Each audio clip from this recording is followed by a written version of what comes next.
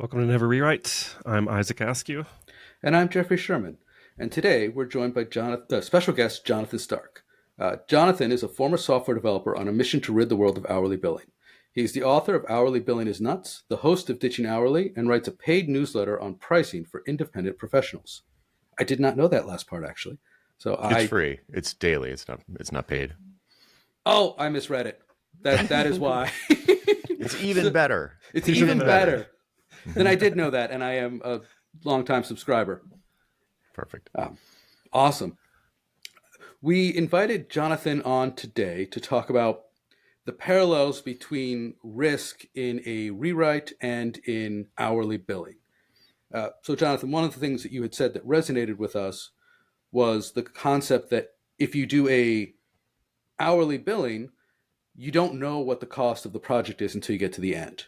And we have talked about how when you do a full rewrite, you don't know like what the opportunity costs are because you have no idea how long it's going to take to get there. And I was hoping we could just chat and go along with that theme. So I Sure. guess for our audience, could you tell us why hourly billing makes it really risky to do a project? Projects are risky. Software projects are risky. The question is who's going to take the risk. So if you are out there, I was a software developer for, I don't know, almost 20 years, doing big software projects. Started out in FileMaker and then PHP when, around PHP 4 and then into JavaScript and mobile web and responsive web design and all that stuff. So, I had been doing it for a long time. I don't do it anymore. And one of the things I found when in the early days when I was billing hourly was that it was pretty common. It was painfully common to end up in a fight with the client when a project was, never mind a rewrite, just a regular project was going much longer than anyone expected, because that means that the amount that they were paying was going much higher than anyone expected. And they would be very upset by that. And then it would turn into a stressful relationship where they were arguing about hours and pointing fingers and trying to get discounts. And it was really bad. It was not a fun way to run a business. So what was happening in that model, or what's happening in that model, is you're putting all of the risk on the client. The client is taking all of the risk. They are the ones that are, making plans around when you said the software was going to be ready. Maybe they've got a marketing plan or some kind of launch plan, or there's some kind of deadline, like it needs to be ready before the next presidential election or Olympics or something. They're the only one taking financial risk. You literally can't lose money billing by the hour if you get paid for the time that you work. So all of the risk is put on the client. And for folks who have only been employees or billed by the hour, they are completely blind to this. I was completely blind to this. It was like, hey, I put in the hours, you owe me the money. Fair is fair. And just absolutely no concept of how scary and risky it is to essentially give someone a blank check and trust them that they're pretty good at predicting the future of these kinds of projects. Once I went solo, and once I sort of had my epiphany, which I don't know if we can talk about that if you want, but I had this sort of aha moment that hourly billing was a cancer on the firm that I was managing, and that I didn't know what to do instead, but I needed to do something else.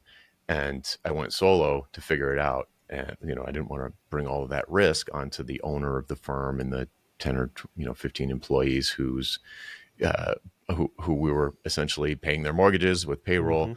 So I didn't want to expose all of them to me trying to figure stuff out on the fly. So I went solo and I started billing in a fixed way based on value. And even if you don't base your fixed prices on value, anyone listening that's used a fixed price for a project knows the feeling. It is a completely different feeling than billing by the hour. And that feeling that you're feeling is fear. It's the risk wait, do I really know what I'm talking about? Am I actually good at this? Can I really keep these promises that I've now made to myself, not just the client? So you've got skin in the game when you give a fixed price that you're planning to stick to. Like change orders is cheating. So if the client comes to you and says, again, not even a rewrite, just any project, and says, hey, how much is it going to cost for you to build this MVP? Or how much is it going to cost for you to put this addition on my house or re-roof my garage? It doesn't matter. If it's a non-trivial duration type of project, it's going to take 6 months. It's going to take 12 months, 18 months. And the client says, how much is it going to be? And you say it's going to be $100,000. And they say, great. That is a reasonable price for me. I can get some ROI from that is $100,000. Now, all of a sudden, I remember the very first time I closed one of these deals and I started working, my whole universe flipped from every hour I work, I'm making $150 to every hour I'm working, I'm losing $150. So all of a sudden, you magically get much more efficient. It's unbelievable. So rewrites are their own special hell.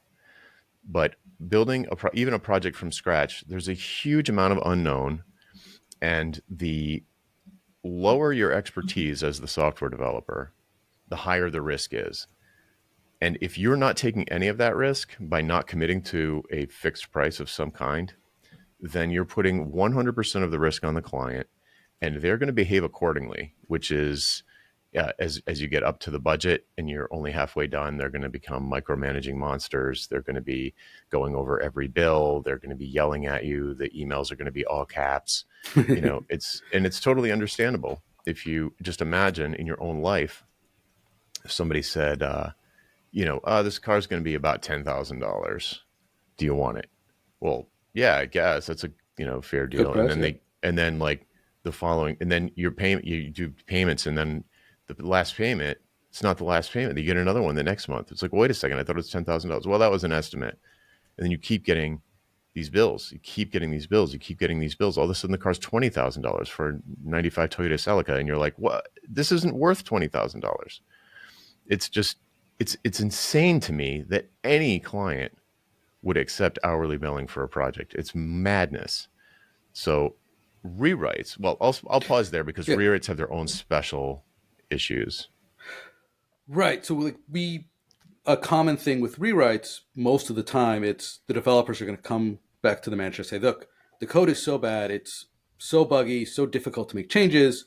We need to stop everything. We need to rewrite this from scratch, 6 months, and it's going to be smooth sailing from there on out because we're going to have rewritten this code and it's going to be dry and it's going to be naggy and all the things, ignoring the fact that they couldn't have written it that way to begin with. And so how are they possibly going to have write it that way the second time? Especially when they were the ones that wrote it in the first place. Right. And even if they weren't. Even if they weren't, they were the ones who weren't able to get the bugs out of the system or keep it from getting worse. And one thing that I've heard many times from developers is, well, I don't want to fix the bugs today. Like, because they say, oh, well, I could start fixing the bugs in the system, but then it would never get bad enough to allow me to do a full rewrite. Wow, I haven't heard that one. I've heard at least 4 developers say they want it to get worse, so the client is like, we have to rewrite this. Right. Well, these are internal developers, so it's their day job. Right. Okay. So it's, hey, yes, I'm working on the system and it's terrible, and I don't want to make it. I don't want to spend any time making it better because then it'll never be bad enough that we get to rewrite it from scratch.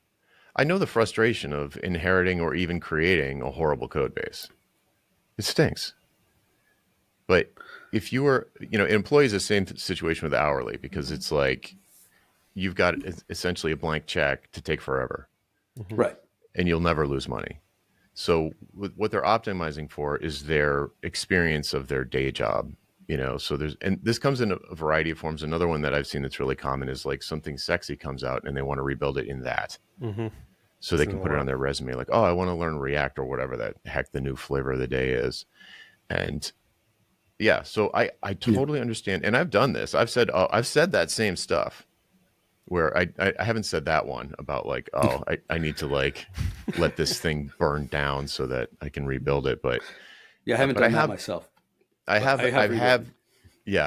done the thing where it's like where I was getting paid on some time basis, either salary or hourly, and inherit somebody's code base, and it is truly awful, tons of technical debt. all the problems that you'd expect from that. Like, it takes forever to develop things. It takes forever to fix bugs. There's a lot of regression bugs. It's very difficult to, the client's asking for new features and they want them faster and you can't do it, and they kind of stink and the performance is horrible and they're complaining about the performance. And I totally get it. Like, I've been there.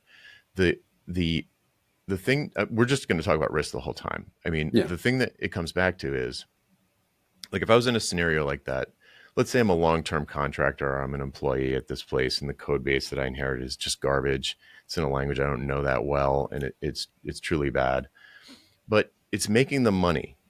And there are hundreds of internal users using it every day. They're using this garbage interface that's slow and buggy. And there are thousands of customers using it. And I am, as the expert, because the boss or the owner is probably not technical, as the expert, the trusted advisor, Right. I'm saying throw all of that cash flow and stability and brand reputation out the window, or at least put it at risk, so I can learn React, or so that I can get rid of this frustrating daily experience. I should probably quit, right? Like, that would be the more noble thing to do, to just be like, I can't with this code. Forget this is just too much of a mess. And rewriting it would be way too risky to you. That would be extremely enlightened for me to have that position. Be like, rewriting this would be way too risky. So the question becomes, like, nobody can see the future. The question becomes, who can see the future the clearest, or who can at least assess the risk appropriately and then distribute it appropriately. Mm-hmm. So let's say this would be super weird with an employee scenario, but let's say it was a contractor type of scenario. You're freelancing, you've been brought in to work on this code base that this person has. So you're kind of inheriting it. Right. More of a staff aug job than an actual consultant. Right. And you'd need to have some price. So you'd need to be, so let's say you're having a conversation with the buyer and you're like, you say all the things, technical debt, this is terrible. All the problems we're having are because of this code base. We have no choice but to rewrite. And the client would obviously want to know, how long is it going to take? How much is it going to cost? And how sure are you that it's actually going to fix the problems? But if we even just leave that one aside, let's just assume that you're definitely going to fix the problems, which is a huge question mark. How much is it going to cost and how long is it going to take? Right? And if you can't answer that question, how could they possibly make a decision? Right? If you can't answer that with some degree of certainty, they can't decide. So but people the seller in this scenario will think that it'll be, let's see, my rate's $100 an hour. It'll be 1,000 hours, like 6 months. And so it'll be $100,000. And if the client, so how could we reveal the risk assessment and where the risk is living? The buyer could say, okay, so you're telling me in 6 months, 1,000 hours at $100 an hour, you're going to be, not only going to be done with the rewrite, but I'm going to have all these benefits that you're promising me the rewrite will deliver. And you say, yeah. I mean, it's an estimate, but yeah. Right. And then the buyer says to you, I'll bet you $50,000 you're wrong. Now you've got skin in the game. If you take that bet, first of all, that person would never take that bet. I would never take that bet. No, unless they were you'd be free $50,000 though. Right. Yeah. Come in at or around $100,000 and you get a $50,000 bonus. Yeah. But if you don't, you owe them $50,000. Yeah. Right. And development's going to continue. So you're probably going to earn it back over the next 3 or 4 months.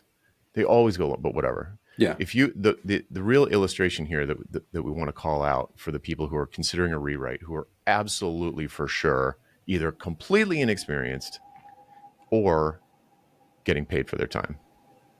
So it's one of those two things, because people that give fixed prices would almost never do a rewrite unless it was a tiny project that was not even launched yet and no one was using it. It wasn't mission critical. Like any mission critical system that's in use by internal employees, customers, a big system, which is the only system worth talking about. I'm presuming that the systems are reasonably, or we wouldn't even have this conversation. So it's a big undertaking.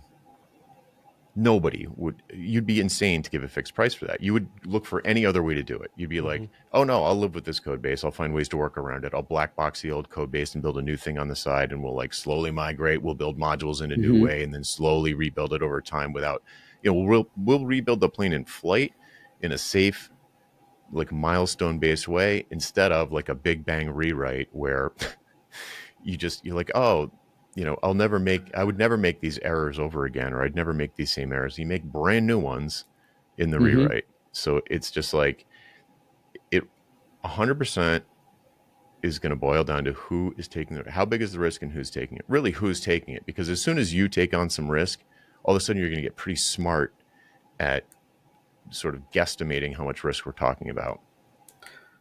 Right. That is a strange thing about risk, is if you actually, even if it's $5, people's ability to guesstimate how much risk they're taking on, for some reason in our brains, as soon as there's actual money on the line, yeah, we really evaluate it in ways that we don't when we're just guessing. Yeah. So on my podcast, The Business of Authority, we interviewed Annie Duke, who wrote a book called Thinking in Bets, which was like my favorite book of the year when I read it. It's so good.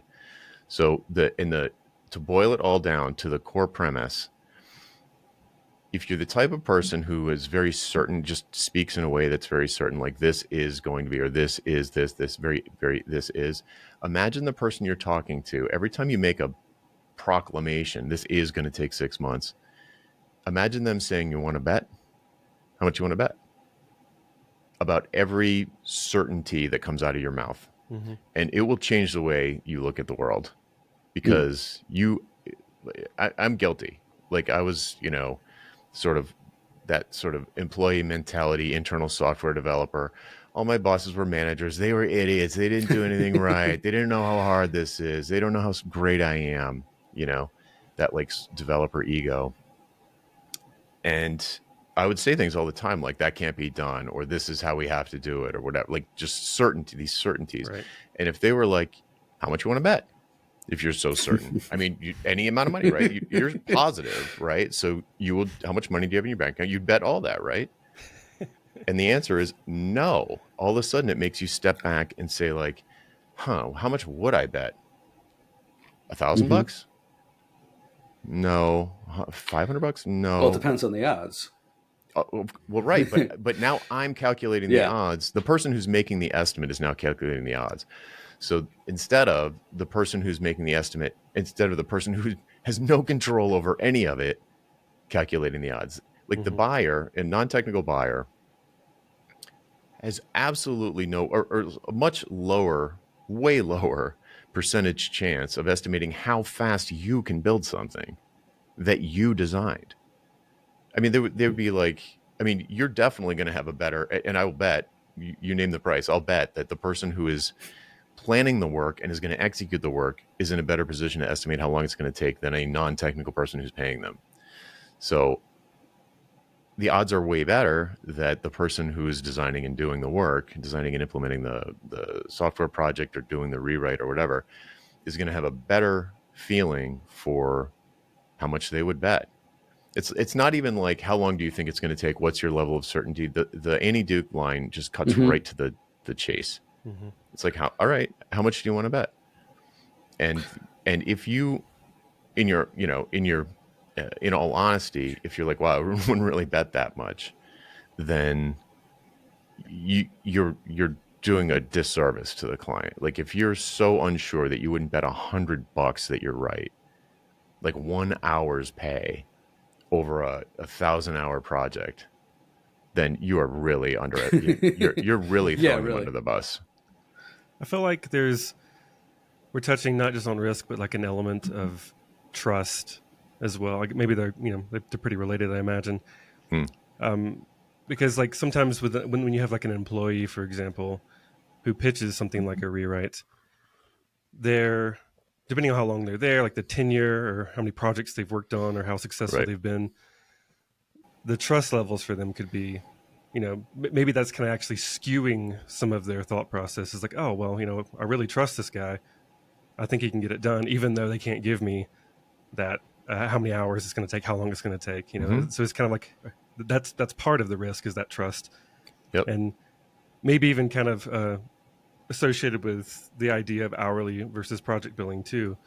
There's still that same trust gap that you have to bridge, because people might be used to the hourly billing because it just, for some reason, that's just the way we've done things, and they need to trust you that even though you have to give them a bigger looking number, it could be the same number. It could come out at the same number hourly, Mhm. but you give them a big number up front. That's the project number. Hmm. Then they go back to that. Can I trust this person? Is this really going Yeah. to happen? So there's like that, Right. still that kind of like that little. I wonder how do you build that trust over time? Yeah, I'm so glad you brought this up because what you're talking about is authority. So not the I tell you what to do kind of authority, but like the authority in your space, like an author, an expert, a recognized Mm, expert. So when you're an employee, it's actually pretty easy to become a recognized expert by delivering on your promises all the time. right. So you become famous to your boss or whoever's in charge, that they can trust you because you've made small promises and then medium promises and then large promises, and you keep your promises. So they can trust you. In their mind, you're an authority on whatever it is that you do. So like for me, the only internal job I ever had was doing FileMaker development at Staples corporate headquarters. I was like the internal, it was like a DBA. I think my title was database architect or something. And we made internal workflow systems. Hmm. And, and I didn't realize this at the time, but looking back on it, it was clear to me that, the more home runs I hit for employee productivity with such stuff, I'd be like, you know what, I can automate this. I can automate this. I can automate this. I can streamline this.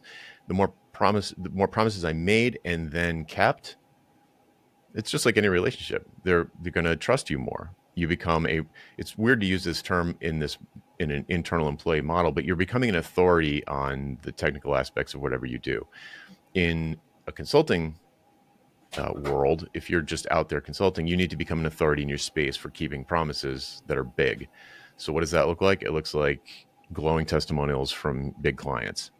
And people are like, well, geez, Entertainment Weekly was super happy with the outcome, and TechCrunch was super happy with the outcome, and Right. Staples and T-Mobile, they were like, wow, everybody's like giving this guy 5 stars. Then I'm talking about myself, guy or gal, but if then it's like, wow, we can trust them. Like they make promises and then keep them. Like in my entire career, giving fixed prices, I never charged somebody a dime more than the price that they agreed to, even if it took me an extra year to finish the project. And they can go in that trust. So you're 100% right. Like, because we're talking about predicting the future, and the trust is not just in your expertise around the technical, workings of whatever you do, like whether it's React or Node or whatever.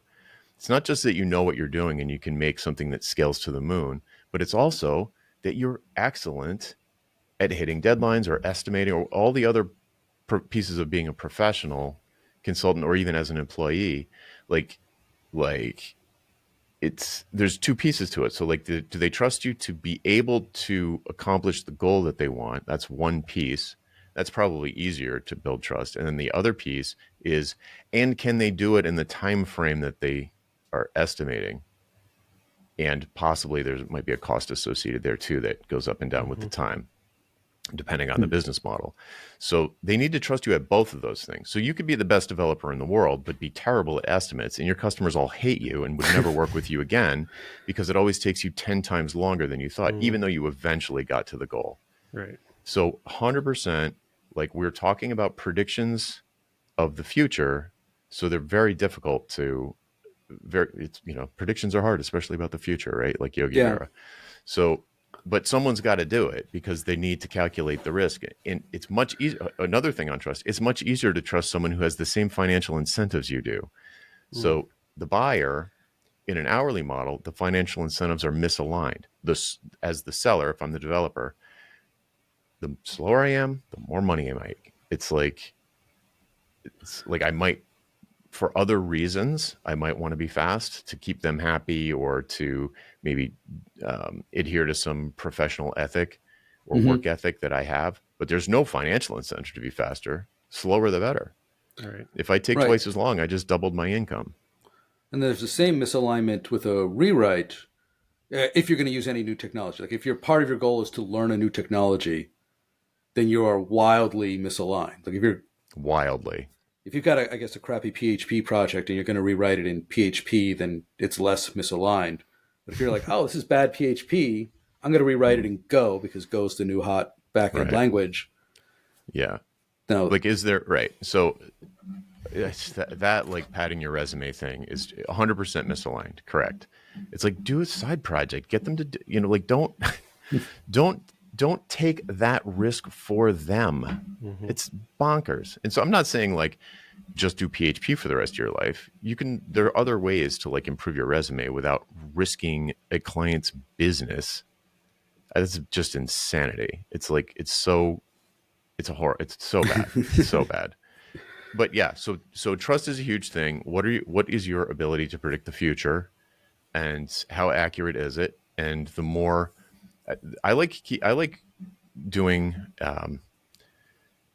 we could talk about this in software terms, but just in general, it's a great way to build trust, and probably the only way to build trust. I haven't thought about it that much. Is to make promises and keep them, and start small. Start with small promises, and then make bigger ones, and then bigger ones, and then bigger ones, and then bigger ones, and then bigger ones. And you just got to keep keeping your promises, and people eventually will be like, "Well, this person's," it's like that's brand building basically.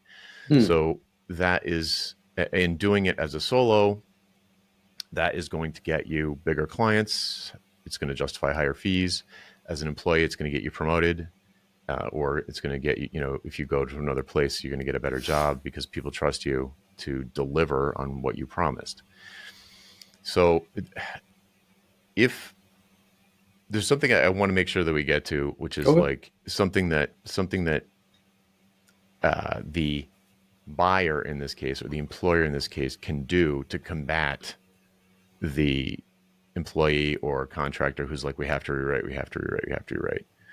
So we can bookmark that. But was there anything else on trust that you wanted to raise? That's most of it. I guess part of it kind of skews more away from the risk conversation. And I was kind of just like curious at that concept. You mentioned like testimonials, for example, being the only way really to build that trust outside of the employee. It's one contract. way. It's a big way. Referrals is another one, Yeah, and so I guess my mind just immediately went to the curiosity around like if you had none to begin with, how would you even start? But small, you make small promises and build up from there. So, and the thing about trust, it's not completely disconnected from risk. It's risk mitigation. It's you demonstrating that you're an expert at not just your technical skill, but your ability to estimate how long it's going to take. It's basically business acumen.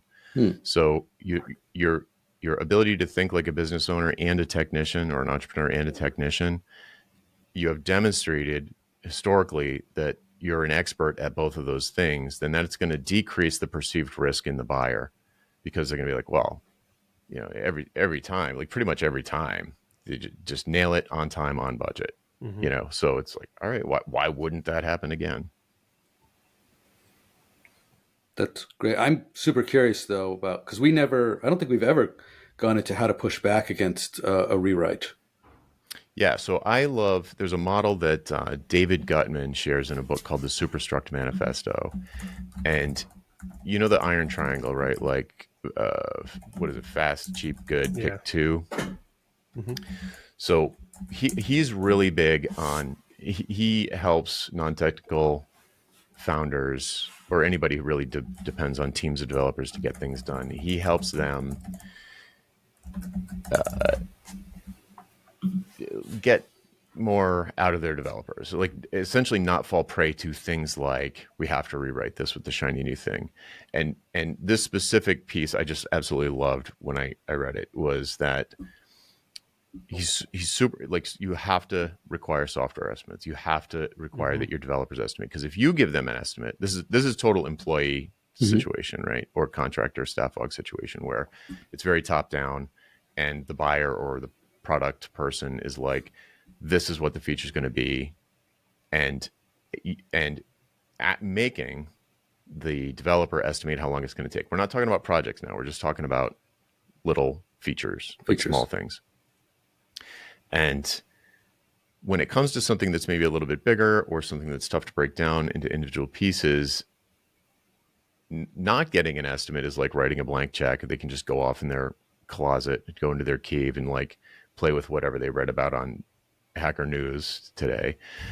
But if you say, well, how long do you think it's going to take? Like, you can tell me however long you want. There's no punishment if you say 10 weeks. I just want to know how long you would guess that this is going to take. Because if you don't do that, then you just have no idea what to budget for. You know, because again, this is probably like a contractor type of situation or a salary type of situation. So the longer it is, the more expensive it is. And someone who's saying like prioritizing features, if they find out that this thing that they thought would take a day is going to take a year, that's going to cause them to reprioritize things. It's no like shame on the person for like it. There's nothing like it shouldn't take you that long. Like none of that. Just like how long do you, the person who's going to do the work, think it's going to take? You could be right or wrong, but I want to get a ballpark. Mm-hmm. And so they say some ballpark. Oh, I think it's going to take a week. It should be done. Like it's Monday. It should be done next Monday. Okay. You tell me as soon as that's turns out, if you find out that that's incorrect, it's either too high or too low, just let me know immediately. As soon as you start to sense that you were off in either direction. But yeah, if it's anywhere in the ballpark of a week, that's fine. You can move forward. So the thing that David says is like when you ask them for those estimates, if you get one that's really long and it seems unusually long, which for a rewrite, it's always going to be so much longer than they expect. Yeah, it's going to be way longer than they even say. Then you'd say, okay, let's call that the good way, fast, cheap, good. Let's say that's okay. I'm hearing what you're saying is like the right way to do this, the good way to do this, the high quality way to do this is to rewrite the whole thing from scratch. Okay. That'll be the most expensive and the slowest, right? Right. Mm-hmm. Okay. So what would be the cheap way to do it? What would be the fast way to do it? Maybe expensive, but fast. So make them come up with 3 solutions. This is another thing David talks about in the book is like, don't accept their first solution to the problem. You present them with a problem or a feature request, and they're going to have a gut instinct of how to do it. That you don't let them get addicted to that or get hooked on that, because then it'll just be a fight about why or why not to do that. There's always different ways to do things. There's always different ways to skin the cat. And the developers are almost always going to go with the good way, the high quality way, because it's not their money. So they might as well spend the money. For sure. So if you force them to every time, like anything that's going to require a conversation, like how are we going to do this? And they're almost always going to come back with the good way. Sometimes they'll come back with the fast way, or the cheap way, like the Band-Aid. Like certain developers do like that sort of Band-Aid, like, we can sort of judo this into shape, but they're almost always going to come up with the expensive way. So it's like, okay, I'm hearing you. That's the high quality. That's the best way. That's the right way to do it. What would be the cheap way to do it? Come up. What would that look like? What would be the fast way to do it? And have them come up with 3 different solutions and estimate all 3, time and cost. If those are different, they're usually the same in an hourly model. Time and cost is basically the same in an hourly model. But what do you think the time and cost would be for these 3 different types of solutions? And what are the pros and cons of these 3 different types of solutions? And forcing the developer to do that gives the non-technical buyer what they need to pick between the 3 things. So it might be just from a timing standpoint, maybe they're in some cash flow crunch. Maybe they've made some huge promise to a client that they're going to, if they don't meet, that they're probably going to lose the client. So there could be some short-term things that make it really reasonable to take on technical debt. Like debt's not always bad. Sometimes you need to take on technical debt in the short term or financial debt in the short term. It's leverage. It's a way to create leverage. So yeah. So if you come up with those 3 things and present them and then sort of have a discussion around what the right fit, the right path forward is, the one that's the best balance of risk for the person who's taking on the risk, then I think that would lead to, I've never done this. This is something that this book is new. I've only just learned this. I wish I had known it back when I was getting software estimates from people, but it's genius. I really like it. Yeah. It kind of touches on, we had a recent episode talking about like understanding how your business makes money. And then we touched on this a while back too, about how much would I pay myself if I was hiring myself, and would I be happy with the job that I'm doing currently? Yeah. Would I be happy I'm paying somebody the amount I'm getting paid to do some Right. silly thing that I'm doing right now. Mm-hmm. Yeah, So I that talk money about that being too. tied into it is a really big piece. So Yeah, I do 'cause like this. it's all businesses. No one's doing this as a hobby. And so what's the bottom line? They want to make more money, period. Right. And so I have definitely fallen into the trap of we have to do it the good way. Like this is Right. my integrity on the line. We have to do this the most Yeah. expensive way because like Right. why would I went to college for this? Like, and then from the business aspect, I had to learn this too over the past 5 years that I need to come at it from the perspective of the business who's paying me a lot of money. And they go, we understand that you want to do this the slowest, most expensive way because it matches with like how you were taught Your in school, identity. Yeah. your Yeah. identity even. But we can't afford that, and we're going to do it this way. So like forcing them to have that thought exercise of what's the cheap way of doing this, Mm-hmm. it is kind of a way to make them a little more creative outside of that box of this is my identity and who I am. I Yeah. think I'm actually going to use that too. I really enjoy that. Right. Well, it also opens up their eyes more because I think a lot of times they don't really understand the trade-off that, like, well, we'll just take on some technical debt. It's like, You okay. can do that. Well, no, you can do that, but like if they don't understand that, hey, Yeah. you're taking on technical debt to get this thing out faster, because there's a lot of times, like I've been in a lot of projects where it's like, yeah, we need to get this out as fast as possible because the market is changing, Right. and if we Yeah. don't get it out, we'll be out of business in a year. Yeah, window of opportunity. Amazon's coming into our space. We need to gobble up market share. There's all kinds of business reasons why you would want to go faster than you air quotes should, right? And of course, I can hear the people listening being like, "Yeah, but they're always going for the cheap option." It's like, well, maybe that's not a good client for you. Maybe that's not a good place to work. If they're always thinking True. short term and that drives you crazy, go somewhere else. So, but it's their money. Like if you are billing for your time, you're taking no risk. And like if you learn nothing or if you take nothing away from this conversation, it should be that if you're getting paid for your time, you're taking no risk.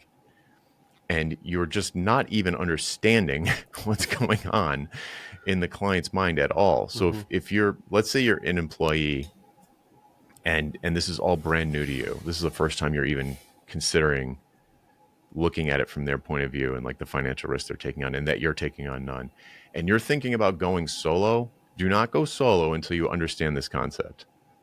Or it would be the odds are long. It's low odds that you're going to have a good couple first years. It's just like you can really, if anybody, I don't know how many people listening are thinking about going solo or contracting or whatever, but if you can understand the business components of these decisions and not just the technical ones, you're going to be a mile ahead of everyone else. You'll have like your competition will collapse by a factor of 10 because all of a sudden you can speak in terms of dollars, like things, business outcomes, things business owners care about, things that people who write checks care about, Right. Right. timelines, deadlines, budget, results, value, risk. No one cares like if you like, which brand of JavaScript you use. There's more than one now. To me, the old guy like me, there is like 2016. I was just like, come on. Oh, TypeScript. No, even regular JavaScript. I'm like, could we make this more magical? Anyway, this side, I don't want to go down that path. I'm going to lose my credibility. I'm a back-end developer, and I increasingly refuse to dabble in the front end because I'm just bad at it, and I don't want to put in the effort to get better. The problem with front end is like even non-technical people can have an opinion about it, and I think backend is a much safer place to be if you want to be treated as an expert and left alone. It is much harder to demo the effect of your work, though. People are like, oh, I made it much faster, and now this exists. And you're like, hey, if that's what they wanted, though, it's very easy to demo. The problem is they didn't want it. Yeah. If you build something they didn't want, then That's or didn't true. care about, then that's on you. Right. I mean, that goes back to our last episode. We were going on the concept of volunteering for the maintenance work as a flight to safety in uncertain times, where if your company's going through layoffs, the one volunteering to be the person who knows how to keep the lights on is a flight to safety. And if you can then force yourself to move up to the next level of, I'm not the person who can keep the lights on, I'm the person who fixed the system so that nobody needs to keep the lights on, then that's where you become this trusted person inside the company. the authority in that point. authority. Too. We use Yeah. the same word in that sense, yeah. Right. Do you guys ever talk about the thing that always, because again, I was just like, I was the rewrite guy. Like, I want to do this over. This is garbage. It will take me less time to do it from scratch than it would be to fix this thing. Like, who hasn't said that, right? Mm-hmm. But the thing that it's just total. It's just a complete lack of experience. That comes from a complete lack of experience. And like the first time you go to rewrite a system, and you realize that there's no one left at the company, the client or your employer, who understands the business logic that's baked into the system, that's hard coded into the system. No one knows why it's there. Mm-hmm. No one knows what it's. I mean, they know what it's for, probably. They don't know why it's the way it is, and it looks wrong. Mm-hmm.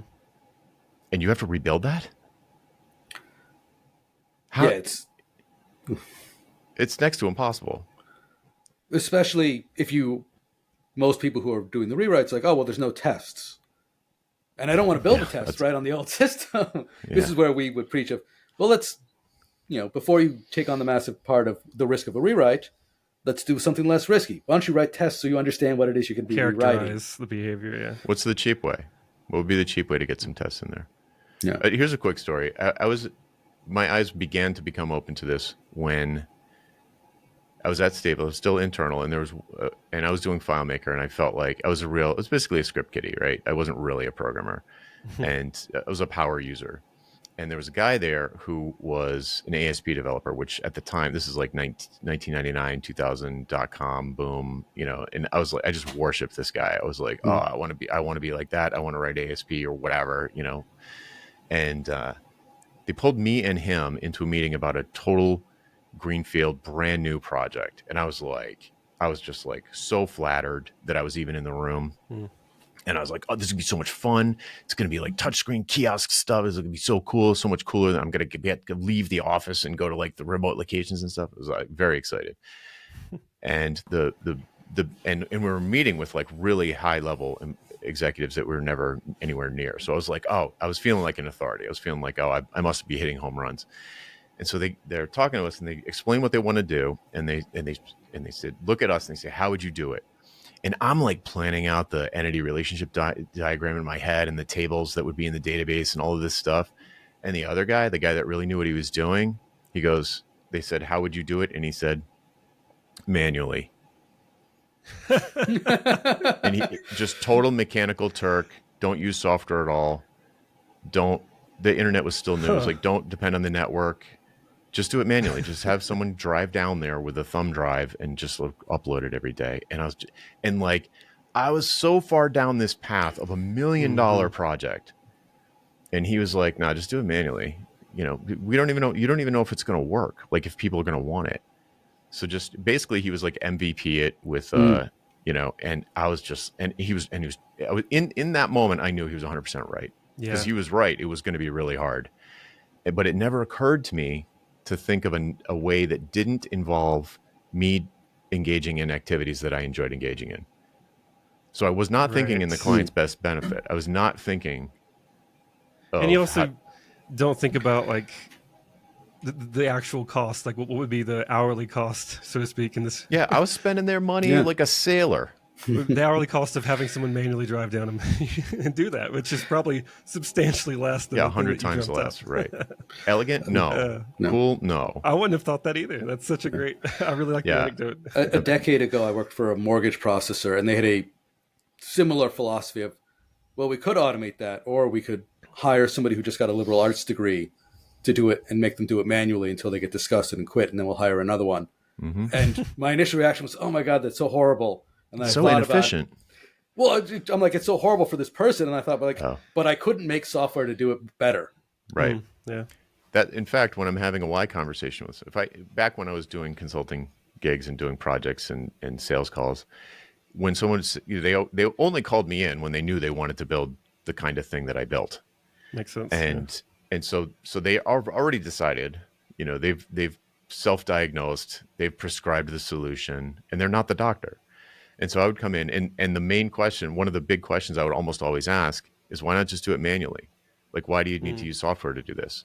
Which always made them sit back and be like, well, you're a software guy. Aren't you kind of talking yourself out of this job? And I was like, I don't want to do this job I don't want to build software for you if there's an easier, faster, cheaper way to do it. So why not just hire, oh, you're having a problem getting your invoices out? Just hire 3 more people in accounts receivable. Like, why don't you just do that? And they're like, Yeah. we thought of that. We tried that. We don't have room for them. The ongoing costs we think are going to be too high. Oh, really? What are the ongoing costs of how many do you think we'd have to hire? Probably 5. All right. How much would that be per year? Probably, I don't know, like $500,000 fully loaded costs. I just heard, oh, I've got a $500,000 budget, or at least, so if I come to them with a proposal for 25,000, maybe 3 options, 25,000, 70,000, and I don't know, like 125. That's all way lower than hiring 5 employees, which wouldn't even get them what they wanted. So like that employees thing and the just do it manually thing is fantastic for value pricing if that's what you wanted to do. That's I talk about value pricing a lot. We haven't really touched on that, but that's that exact story. Both of those stories are the same. And essentially it's like, what would be the cheap way? What would be the easy way? What would be the obvious way to do this? And what's wrong with that? What's wrong with that way? It also helps build that trust as well. Like if you're talking yourself out of the job, like, and you're giving them an option that, oh, why don't you try this easier way? It's in their best interest, and they go, oh, this person's not just trying to milk me for my cash. They presented me an option that would actually send them away, but maybe they're thinking in my interest, and maybe they call you back later if they have another problem, and they're like, well, last time he gave us a really good option that made sense to us and was in our interest. Well, let's bring him back in for this other conversation. Right, you'll be first up next time. Right. Yeah, that's nice. Yeah, it's more long-term thinking. Sometimes you're not in a position to think like that, but true. Yeah, that's a good one though. Cool. Do we have anywhere to go next? I don't know how long we've been talking. Oh, we're at 46 minutes, so we've gone a little long, but I love it. Cool. I think we're in a good place to wrap. What do you think, Isaac? Yeah, we touched on everything, Jonathan. That you mentioned bookmarking something. Did you touch on everything from that bookmark? Yes, the iron triangle thing. Yeah, okay, cool. Yeah, and how to combat the eager developer who wants to do things the right way, which is reasonable. Commendable. It's reasonable. Yeah. Right, but it's not always the right business decision. Cool. I think you referenced two books here, so I'll throw those in the show notes as well. That way, a listener can. Right. There was Thinking in Bets by Annie Duke and Super Trust Manifesto by David Gutman. Superstruct. It's weird. Superstruct. Yeah, Superstruct Manifesto. Yeah, if you search for David Gutman on Amazon, you'll find it. Guttman. Nice. One more that I wanted to throw out there real quick for books. How to Measure Anything also has I almost mentioned that too. I don't remember the author's name, but he goes into thinking about when you are going to be 95% sure and you would be confident at making a 95% bet. It's one of my favorite books of all time. Douglas Hubbard's the author's name. Great recommendations. I have some catching up to do. Yeah, it's great. It's like to drop an acid. That book you'll never see things the same way again. Yeah, that book is really good. All right. Well, Thank you all for listening. I'm Jeffrey Sherman. And I'm Isaac Askew, and this is Never Rewrite.